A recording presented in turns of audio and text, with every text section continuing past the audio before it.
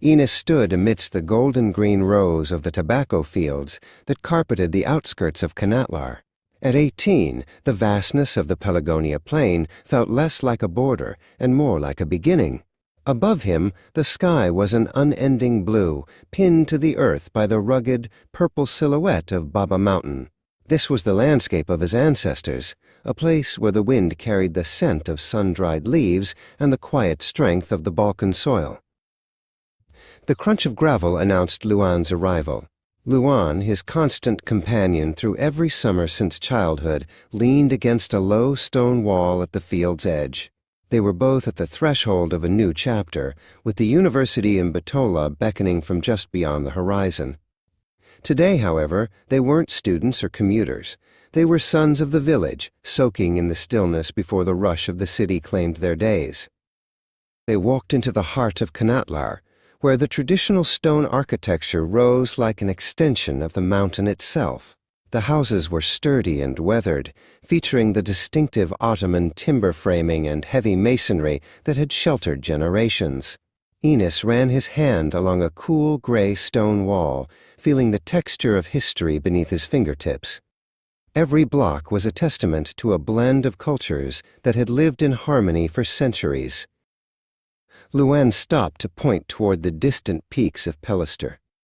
"My grandfather says the mountain watches us more closely than the government in the city," he joked, though his eyes held a certain reverence.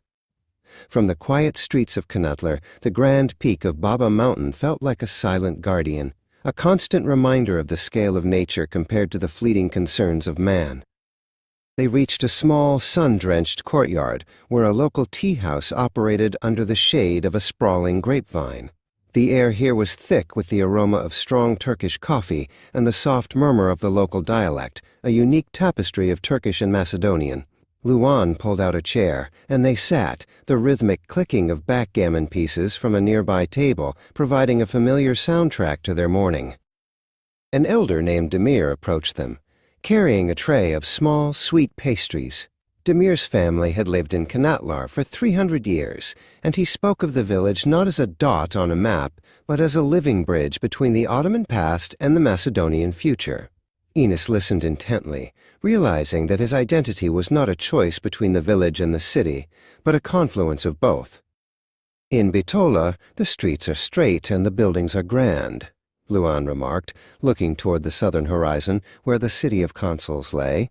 They talked about the contrast, the neoclassical elegance of Shirok Sokak versus the organic winding paths of Knatlar. For them, the village was the anchor that allowed them to drift into the wider world without ever truly being lost. Enos picked up a small, smooth stone from the path, turning it over in his palm. It was a fragment of the same granite that built the houses and the mosques of their home. He realized that heritage wasn't just about old stories. It was about the continuity of the landscape and the resilience of the people who worked it. He was a guardian of this plain, a keeper of the silence that Bitola could never quite replicate. As evening approached, the Pelagonia plain transformed. The setting sun cast a deep orange glow over the tobacco fields, turning the earth into a sea of fire. Luan stood beside him, both of them silhouetted against the dramatic sky. The mountain behind them turned a deep, bruised indigo, its presence more felt than seen in the gathering twilight. Enos walked back toward his family home, his boots echoing on the ancient stones. The lights of the village began to twinkle, mirroring the first stars appearing over Baba Mountain. He felt a profound sense of peace. He was ready for the city, for the books, and for the future. He carried Knatlar within him, a palace of stone, a horizon of gold, and a heart rooted in the enduring spirit of the plain.